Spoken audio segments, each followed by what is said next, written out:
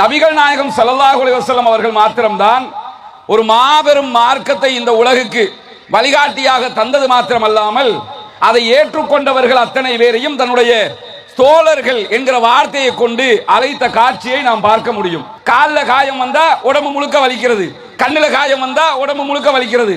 இப்படி உடம்பில் ஒரு பகுதியில் காயம் ஏற்பட்டால் எப்படி முழு உடம்புக்குமே அந்த வலியை தாங்கிக் கொள்கிறதோ அது மாதிரி முஸ்லிம்கள் அத்தனை பேருமே ஒரு உடலை போன்றவர்களாக இருப்பார்கள். அவங்கள யாருக்காவது ஒரு கஷ்டம் துன்பம் என்று சொன்னால் முழு மனித சமூகமும் முழு முஸ்லிம்களுமே அதை தங்களுக்கு ஏற்பட்டதாக ஏற்றுக்கொள்வார்கள் என்கிற விதமாக நபிகள் நாயகம் ஸல்லல்லாஹு அலைஹி வஸல்லம் அவர்கள் இந்த இஸ்லாமிய உம்மத்தை பற்றி பேசுகிற நேரத்தில் பேசுகிறார்கள். நீங்க சொல்ற மாதிரி தான் நீங்க நடப்பீங்களாக இருந்தால், இந்த சொல்றீல்ல நான் சேர்ந்து போறேன், அவங்க தான் வெட்டி போறாங்க, நான் பொறுத்து போறேன், என்ன கணக்கெடுக்கிறாங்க என்றெல்லாம் சொல்றீல்ல, இதுதான் நிஜமாக இருந்தால் நீங்க செய்வதுதான் சரியானது. நீங்க அவர்களுடைய வாயில சுடு சாம்பரை திணிப்பதற்கு நிகரானது. அது நம்ம இப்படி விட்டு கொடுத்து போனோம் வைங்க, நம்ம கூட ஒரு மலக்கு இருப்பாராம், நம்ம நினைச்சுக்க வந்துருமா நான் என்ன கேனப்பாயலா அப்படி எல்லாம் விட்டு கொடுத்து போறதுக்கு எனக்கு கௌரவம் இல்லையா, எனக்கு மரியாதை இல்லையா, நான் ஊருக்குள்ள கொஞ்சம் கெத்தா இருக்க வேணாமா, எல்லாத்தையும் அப்படி விட்டு போக முடியுமா அப்படின்னு நினைக்கிறோம்ல, அதை நினைக்கவே கூடாது. நம்ம கேனப்பயல் கிடையாது, நம்ம கூட ஒரு மலக்கு இருக்கிறாரு, கொஞ்சம் விட்டு கொடுத்து போறதுனால ஏதாவது குறைஞ்சிருமா? யாருக்கு நிறைய அருள்வளம் கிடைக்கணும்னு நினைக்கிறீங்களோ, யாருக்கு வாழ்நாள் நீடிக்கப்பட வேண்டும் என்று நினைக்கிறீர்களோ, ஆயுள் கூட கிடைக்கணுமா? ஆயுள் கூட கிடைக்கணும்னா நீங்கள் உறவுகளை சேர்ந்து நடக்க வேண்டும். எல்லாரையும் பகைச்சு போட்டு 100 வருஷம் வாழ்ந்து என்னத்தை செய்ய போறோம்?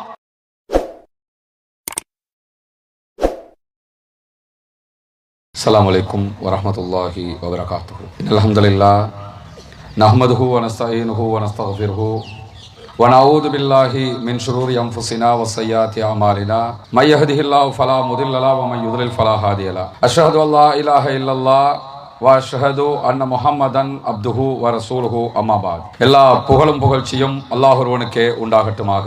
அவனுடைய அமைதியும் கருணையும் நபிகள் பெருமானார் ஸல்லல்லாஹு அலைஹி வஸல்லம் அவர்கள் மீதிலும் அவர்கள் காட்டிய வழிப்படி மாத்திரம் வாழக்கூடிய அனைவர்கள் மீதிலும் உண்டாகட்டுமாக. பேரன்புமிக்க எல்லாம் வல்ல அல்லாஹ்வினுடைய நல்லடியார்களே, புனிதமிக்க ரமலானுடைய மாதத்தின் 30 நோன்புகளை நோற்று முடித்தவர்களாக ரமலான் மாதத்தினுடைய 30 நோன்புகளுக்கு பிறகு கடமையாக்கப்படுகிற புனிதமான பெருநாளுடைய தொழுகையை முடித்தவர்களாக நாம் எல்லாம் இங்கே அமர்ந்து கொண்டிருக்கிறோம். இந்த அருமையான புனிதமான சந்தர்ப்பத்திலே திருமறை குர்ஆனும் நபிகள் நாயகம் ஸல்லல்லாஹு அலைஹி வஸல்லம் அவர்களும் நமக்கு காட்டி தந்த சில வழிமுறைகளை, மார்க்க தெளிவுகளை நாம் தெரிந்து கொள்வது கட்டாய கடமையாக இருக்கிறது. உலகம் முழுவதும் புனிதமிக்க ரமலானுடைய மாதத்தை முடித்து பல நாடுகளிலும் இன்றைய தினமும் நேற்றைய தினமும் புனிதமிக்க இந்த பெருநாள் கொண்டாடப்படுகிற இந்த சந்தர்ப்பத்திலே இஸ்லாமிய மார்க்கம் நமக்கெல்லாம் சொல்லித் தருகிற ஒரு முக்கியமான விவகாரம் என்னவென்று சொன்னால்,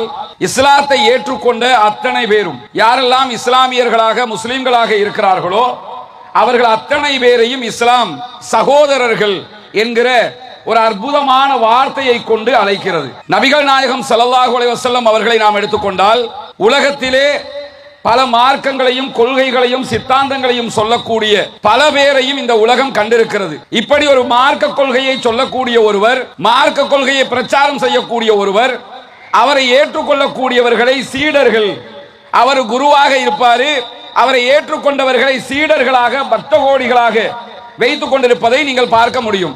ஆனால் நபிகள் நாயகம் ஸல்லல்லாஹு அலைஹி வஸல்லம் அவர்கள் மாத்திரம்தான் ஒரு மாபெரும் மார்க்கத்தை இந்த உலகுக்கு வழிகாட்டியாக தந்தது மாத்திரமல்லாமல் அதை ஏற்றுக்கொண்டவர்கள் அத்தனை பேரையும் தன்னுடைய தோழர்கள் என்கிற வார்த்தையை கொண்டு அழைத்த காட்சியை நாம் பார்க்க முடியும். நம்ம இன்னைக்கு சஹாபாக்கள் என்கிற அரபி வார்த்தையினால சொல்லக்கூடிய அந்த வேர்டுக்குரிய மொழிபெயர்ப்பு தோழர்கள், நண்பர்கள் என்கிற வார்த்தையை கொண்டுதான் நபிகள் நாயகம் ஸல்லல்லாஹு அலைஹி வஸல்லம் அவர்கள் தன்னோடு தன்னுடைய கொள்கையை ஏற்றுக்கொண்டவர்களை அழைத்தார்கள் என்பதை இந்த இடத்திலே நாம் கவனிக்க வேண்டும். காரணம் என்னவென்று சொன்னால், இஸ்லாம் என்பது இந்த கொள்கையை மக்களுக்கு மத்தியிலே எடுத்து சொல்லுகிற அதே நேரத்தில் ஏற்றுக்கொள்ளுகிற அத்தனை பேரும் சகோதரர்களாக, நண்பர்களாக, உறவுகளாக இந்த உலகத்தில் வாழ்க்கையை கழிக்க வேண்டும். அதனால் தான் நபிகள் நாயகம் ஸல்லல்லாஹு அலைஹி வஸல்லம் அவர்கள் அல் முஸ்லிமு அகுல் முஸ்லிம் என்றார்கள். ஒரு முஸ்லிம் இன்னொரு முஸ்லிமுக்கு சகோதரன் ஆவான்.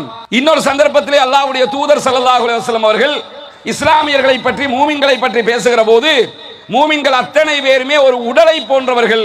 உடம்புல ஒரு பகுதிக்கு காயம் ஏற்பட்டால் எப்படி அடுத்த பகுதி அந்த வலியை ஏற்றுக்கொள்கிறதோ, கை வெட்டுப்பட்டா உடம்பு முழுக்க வலிக்கிறது, காலில் காயம் வந்தா உடம்பு முழுக்க வலிக்கிறது, கண்ணில் காயம் வந்தா உடம்பு முழுக்க வலிக்கிறது. இப்படி உடம்பில் ஒரு பகுதியில் காயம் ஏற்பட்டால் எப்படி முழு உடம்புக்குமே அந்த வலியை தாங்கிக் கொள்கிறதோ, அது மாதிரி முஸ்லிம்கள் அத்தனை பேருமே ஒரு உடலை போன்றவர்களாக இருப்பார்கள். அவங்கள யாருக்காவது ஒரு கஷ்டம் துன்பம் என்று சொன்னால் முழு மனித சமூகமும் முழு முஸ்லிம்களுமே அதை தங்களுக்கு ஏற்பட்டதாக ஏற்றுக்கொள்வார்கள் என்கிற விதமாக நபிகள் நாயகம் ஸல்லல்லாஹு அலைஹி வஸல்லம் அவர்கள் இந்த இஸ்லாமிய உம்மத்தை பற்றி பேசுகிற நேரத்தில் பேசுகிறார்கள். இதெல்லாம் எதுக்காக சொல்லி தர்றாங்கன்னு சொன்னா, நாம் இந்த உலகத்திலே வாழுகிற காலகட்டத்தில் ஒருவருக்கொருவர் பாசம் செலுத்தக்கூடியவர்களாக, நண்பர்களாக, அன்பர்களாக, உறவுகளாக, ஒற்றுமைப்பட்டவர்களாக இருக்க வேண்டும் என்பதற்காகத்தான் நபிகள் நாயகம் ஸல்லல்லாஹு அலைஹி வஸல்லம் அவர்கள் இதை சொல்லுகிறார்கள். சஹீஹுல் புகாரிலே வரக்கூடிய ஒரு அற்புதமான நபிமொழியிலே அல்லாஹ்வுடைய தூதர் ஸல்லல்லாஹு அலைஹி வஸல்லம் அவர்கள் நமக்கு சொல்லித் தருகிற செய்தி என்னவென்று சொன்னால், ஒருவருக்கு ஒருவர் கோபம் கொள்ளாதீர்கள். வாழுகிற நேரத்தில் சண்டை சச்சரவு பிரச்சனை எல்லாமே வரும். வருகிற போது ஒருத்தரோட ஒருத்தர் கோபப்படாதீங்க, ஒருவரோடு ஒருவர் பொறாமை கொள்ளாதீர்கள், ஒருவரோடு இன்னொருவர் பிரச்சனை பட்டுக் கொள்ளாதீர்கள். அல்லாஹ்வினுடைய அடியார்களே, நீங்கள் சகோதரர்களாக இருங்க அப்படிங்கிறாங்க ரசூலுல்லாஹ். கோபம் கொள்ளாதீங்க, பொறாமப்படாதீங்க, பிரச்சனை பண்ணாதீங்க, அத்தனை பேருமே சகோதரராக இருங்க அப்படின்னு சொல்லிட்டு எந்த ஒரு முஸ்லிமும் இன்னொரு முஸ்லிமோடு 3 நாட்களுக்கு மேல் பேசாமல் இருக்க வேண்டாம் அப்படிங்கிறாங்க. ஆனா நம்முடைய வாழ்க்கையில இந்த நபிமொழி எவ்வளவு தூரம் ஆழமாக நம்முடைய வாழ்க்கையில் கடைபிடிக்கப்படுகிறது. எல்லாருடைய வாழ்க்கையிலும், அது நானாக இருக்கலாம், நீங்களாக இருக்கலாம், அத்தனை பேருமே இந்த நபிமொழியை சற்று நேரம் யோசித்து பார்க்க வேண்டும். ஏன்னா ஒரு புனிதமான நாள்ல இருக்கிறோம், சந்தோஷமான நாள்ல இருக்கிறோம், மகிழ்ச்சி பெருக்கெடுத்து ஓடக்கூடிய நாளில் இருக்கிறோம். இந்த நாள் என்பது கோபங்கள் மறக்கப்பட வேண்டிய நாள், சண்டைகள் நீங்க வேண்டிய நாள், பிரச்சனைகள் இல்லாமலாக வேண்டிய நாள், அத்தனை பேரும் ஒன்றோடு ஒன்று சேர வேண்டிய ஒரு நாளாக இருக்கிறது. ஆனா நம்முடைய வாழ்க்கையில நம்ம என்ன பண்ணுவோம்? சகோதரனோடு சகோதரன் பேசுவதில்லை, அண்ணனுக்கும் தம்பிக்கும் பிரச்சனை, தகப்பனாருக்கும் மகனுக்கும் பிரச்சனை, தாய்க்கும் மகளுக்கும் பிரச்சனை. ஒரு பக்கத்து வீட்டுக்காரனோட இன்னொரு பக்கத்து வீட்டுக்காரர் பேச மாட்டார். சின்ன சின்ன விஷயங்களாக இருக்கும், ஒரு குழந்தை பிரச்சனையா இருக்கும், ஒரு வேலி பிரச்சனையா இருக்கும், கோழி பிரச்சனையா இருக்கும்.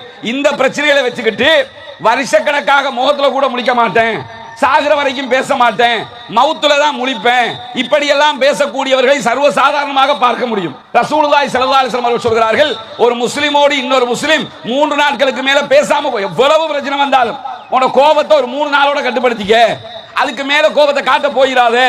இப்படி சொல்லி தருகிற மார்க்கத்தை ஏற்றுக்கொண்டு இஸ்லாமியர்கள் என்று மார்தட்டக்கூடிய நாம் தான் பல கட்டங்களிலே இப்படியான செயல்பாடுகளை நம்முடைய வாழ்க்கையில் கொண்டு வந்து விடுகிறோம். அல்லாஹ்வுடைய தூதர் ஸல்லல்லாஹு அலைஹி வஸல்லம் அவர்கள்ட்ட ஒரு மனிதர் வருகிறார், நம்மள மாதிரியே ஒரு ஆளு, நம்ம காலத்துல நடக்கிற மாதிரியே ஒரு சம்பவம் வந்து என்ன சொல்ல, நம்ம ஒரு பிரச்சனை வந்தா சேர்ந்து போங்களேன்னா எந்த பதில சொல்லுவோமோ அதே மாதிரி ஒரு ஆளு ரசூலுல்லாஹ் இடத்துல வந்து என்ன சொல்றாங்கன்னா, அல்லாஹ்வுடைய தூதர் அவர்களே, எனக்கு சில உறவினர்கள் இருக்கிறார்கள், மாமா மச்சான் பெரியப்பா சித்தப்பா அந்த மாதிரி உறவினர்கள் இருக்கிறாங்களா இல்லையா, இந்த மாதிரி எனக்கு கொஞ்சம் பேர் இருக்கிறாங்க, இந்த உறவினர்களோடு நான் ரொம்ப சேர்ந்து வாழ்கிறேன், அவங்களோட சேர்ந்து தான் போறேன், அவங்களோட நான் பிரிஞ்சு போறதுக்கு விருப்பம் இல்லை, ஆனால் அவர்கள் என்னை துண்டித்து விடுகிறார்கள், நான் சேர்ந்து போக நினைக்கிறேன், ஆனா அவங்க சேர்ந்து போக மாட்டேங்கிறாங்க, அவங்க சண்டை பிடிச்சுக்கிறாங்க, அது மட்டும் இல்லாம அவங்களுக்கு நான் எல்லாமே நல்லதுதான் செய்கிறேன், நான் நல்லதுதான் செய்கிறேன் அவங்களுக்கு, ஆனா அவங்க எனக்கு நல்லது செய்யல, எனக்கு குற்றம் தான் இழைக்கிறார்கள், எனக்கு பாவம் தான் செய்கிறார்கள், நான் பொறுத்துக் கொள்கிறேன், அவ்வளவு பொறுத்து போனாலும் அவர்கள் என்னை கண்டுகொள்வதில்லை. இது எல்லாருக்கும் இருக்கிற பிரச்சனையா இல்லையா? நான் சேர்ந்து போறேன், அவங்க என்ன வெட்டி போறாங்க, நான் கோபப்படாம இருக்கிறேன், அவங்க கோபப்படுறாங்க, எனக்கு நிறைய குற்றம் இழைக்கிறாங்க, நான் பொறுத்து போறேன், எவ்வளவுதான் நானும் பொறுத்து போறது, எவ்வளவு பொறுத்து போனாலும் அவங்க என்ன கண்டுக்கிறாங்களும் இல்ல, கணக்கெடுக்கிறாங்க இல்ல, மதிக்கிறாங்க இல்ல. இதே மாதிரி ரசூலுல்லாஹி ஸல்லல்லாஹு அலைஹி வஸல்லம் அவர்களிடத்தில் ஒரு மனிதர் வந்து சொல்லுகிறார். சொல்லும் போது அல்லாஹ்வுடைய தூதர் ஸல்லல்லாஹு அலைஹி வஸல்லம் அவங்க என்ன சொல்றாங்கன்னா, நீங்க சொல்ற மாதிரி தான் நீங்க நடப்பீங்களாக இருந்தால், இந்த சொல்றீல்ல நான் சேர்ந்து போறேன், அவங்க தான் வெட்டி போறாங்க, நான் பொறுத்து போறேன், என்ன கணக்கெடுக்கிறாங்க என்றெல்லாம் சொல்றீல்ல, இதுதான் நிஜமாக இருந்தால் நீங்க செய்வதுதான் சரியானது. நீங்க அவர்களுடைய வாயில சுடு சாம்பலை திணிப்பதற்கு நிகரானது. அது தணல் இருக்கும்ல, நெருப்பு தணல், அதை எடுத்து அவங்க வாய்க்குள்ள போடுற மாதிரி வேலையைத்தான் நீங்க பாக்குறீங்க. அவன் ஒரு கட்டம் ஆகும் போது, ஏண்டா நம்ம எப்படி எல்லாம் நடந்தோம், இவ்வளவு கேவலமாக நடந்தோம், அசிங்கமாக நடந்தோம், ஆனா நம்மளோட ரொம்ப பாசமாக அன்பாக ஒட்டி உறவாடி விட்டு போய்விட்டானே என்று சொல்லி வெட்கி தலை குனிகிற நிலை ஏற்படும். அதனால நீ இப்படியான பண்புகளோடு இருக்கிற காலம் வரைக்குமே உன்னிடத்தில் ஒரு மலக்கு இருப்பார். நம்ம இப்படி விட்டு கொடுத்து போனோம்னு வைங்க, நம்ம கூட ஒரு மலக்கு இருப்பாராம். நம்ம நினைச்சுக்க வந்துருமா, நான் என்ன கேனப்பாயலா அப்படியெல்லாம் விட்டு கொடுத்து போறதுக்கு? எனக்கு கௌரவம் இல்லையா, எனக்கு மரியாதை இல்லையா, நான் ஊருக்குள்ள கொஞ்சம் கெத்தா இருக்க வேணாமா, எல்லாத்தையும் அப்படி விட்டு விட்டு போக முடியுமா அப்படின்னு நினைக்கிறோம்ல. அதை நினைக்கவே கூடாது. நம்ம கேனப்பயல் கிடையாது, நம்ம கூட ஒரு மலக்கு இருக்கிறாரு. கொஞ்சம் விட்டு கொடுத்து போறதுனால ஏதாவது குறைஞ்சிருமா, ஏதாவது இல்லாம போயிருமா, இருக்கிற சொத்தை நம்ம இழந்துருவோமா? தாயோடு சண்டை, ஏமா மன்னிச்சுக்குங்கம்மா, இனிமே நான் உங்களோட சண்டை பிடிக்க மாட்டேன்னு இணைஞ்சு போறதுனால நமக்கு ஏதாவது பிரச்சனை வந்துருமா? இருக்கிற வண்டி இல்லாம போயிருமா, இருக்கிற சொத்து இல்லாம போயிருமா? தகப்பனார் பேசுவதில்லை, தகப்பன்ட்ட போங்க, போய் மன்னிப்பு கேளுங்க. நல்ல நாள், மிக முக்கியமான நாள் இன்றைய பெருநாள் தினம் என்பது. யாரோடையாவது கோபம் தாபம் பிரச்சனை ஒட்டி உறவாட முடியலையா, இன்றைய நாளை அதற்குரிய வாய்ப்பாக பயன்படுத்த வேண்டும். ஒரு சான்ஸா கூட பயன்படுத்திக்கலாம்ல. பெருநாள் தினம் எப்படியாவது போய் பேசுவேணுமா, நல்லா இருக்கிறீங்களா, சலாத்தை சொல்லியாச்சு, முடிஞ்சு போச்சு. சலாத்தை கொண்டு ஆரம்பிப்பவர் பெருமையை விட்டும் நீங்கியவருங்கிறாங்க ரசூலுல்லாஹ். சலாக்கள் அவனுக்கெல்லாம் நான் சலாம் சொல்ல மாட்டேனே, அவன் நான் யாரும் பாங்க, சலாம் சொல்வதையே சலாம் சொல்ல மாட்டேன் என்று பேசுகிற அளவுக்கு நிலைமை இருக்கும். ஆனா என்ன ரசூலுல்லாஹ் நமக்கு கற்றுத்தருகிற சகோதரத்துவம் என்ன? என்ன நடந்தாலும் என்ன பிரச்சனை வந்தாலும் நீங்கள் அதை தாங்கி கொண்டு விட்டு கொடுப்போடு போக வேண்டும். ரசூலுல்லாஹி ஸல்லல்லாஹு அலைஹி வஸல்லம் அவர்கள் இன்னொரு நமக்கு எல்லாவற்றுக்கும் சொல்லுகிறார்கள் பாருங்க. ரசூலுல்லாஹ் சொல்லுகிறார்கள், பதிலுக்கு பதில் உறவாடுகிறவன் உண்மையிலேயே உறவை பேணுகிறவன் இல்லை. என் வீட்டுக்கு வந்தா நான் உன் வீட்டுக்கு வருவேன், என் வீட்டு கல்யாணத்துக்கு வந்தா உன் வீட்டு கல்யாணத்துக்கு வருவேன், என்னோட சிரிச்சு பேசினா நான் சிரிச்சு பேசுவேன். இப்படி செய்வதற்கு பெயர் நீங்கள் அன்பு பாராட்டுகிறவர் இல்லை, நீங்கள் உறவை சேர்ந்து நடப்பவர் இல்லை, நீங்கள் நெருக்கமானவர் ஒற்றுமையானவர் என்பதற்கான அர்த்தம் இல்லை அப்படின்னு ரசூலுல்லாஹ் சொல்றாங்க. உறவு முறிந்தாலும் அந்த உறவோடு இணைவதற்கு யார் தயாரோ அவர்தான் உறவை பேணுகிறவர். நீ சொல்ல போனா இப்படியான இந்த உறவுகளை சேர்த்து நடக்கிறதுல உலகத்துல பெரிய ஒரு கிஃப்ட் இருக்குது.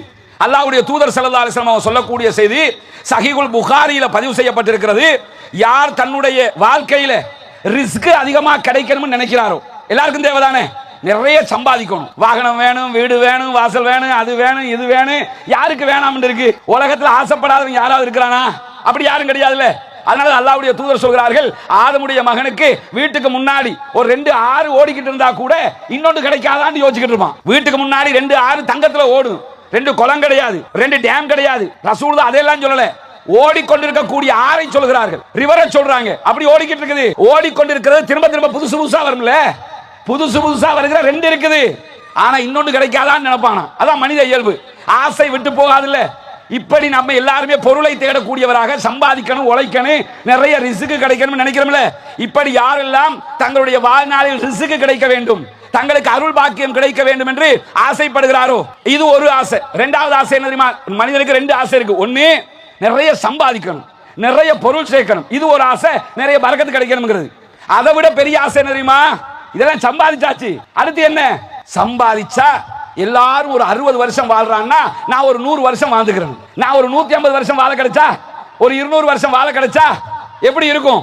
சம்பாதிச்சிட்டோம், அதை அனுபவிக்கணும்ல. அப்ப ரசூலுல்லாஹ் சொல்கிறார்கள், யாருக்கு நிறைய அருள் வளம் கிடைக்கணும்னு நினைக்கிறீர்களோ, யாருக்கு வாழ்நாள் நீடிக்கப்பட வேண்டும் என்று நினைக்கிறீர்களோ, ஆயுள் கூட கிடைக்கணுமா?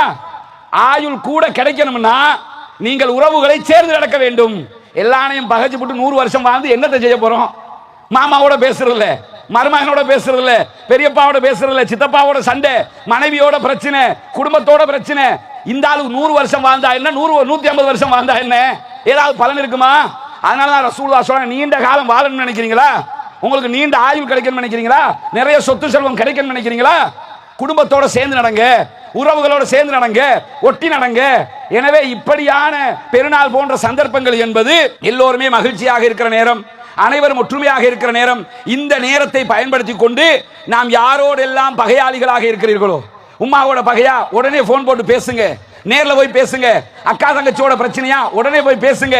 இன்றைய நாளை பயன்படுத்தி பிரிந்தவர்களோடு இணைந்து கொள்ளுகிற, சண்டைகளை தீர்த்து கொள்ளுகிற, கோபங்களை இல்லாமல் ஆக்கிக் கொள்ளுகிற, அமைதியை பெற்றுக் கொள்ளுகிற ஒரு நாளாக இன்றைய நாளை நாம் ஆக்கிக் கொள்ள வேண்டும். அப்படியான ஒரு அற்புதமான நாளாகத்தான் இந்த நாள் இருக்கிறது.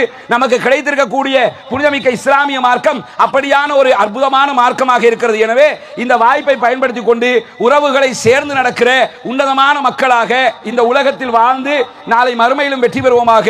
வாஹிர் தஅவானா அல்ஹம்துலில்லாஹி ரப்பில் ஆலமீன்.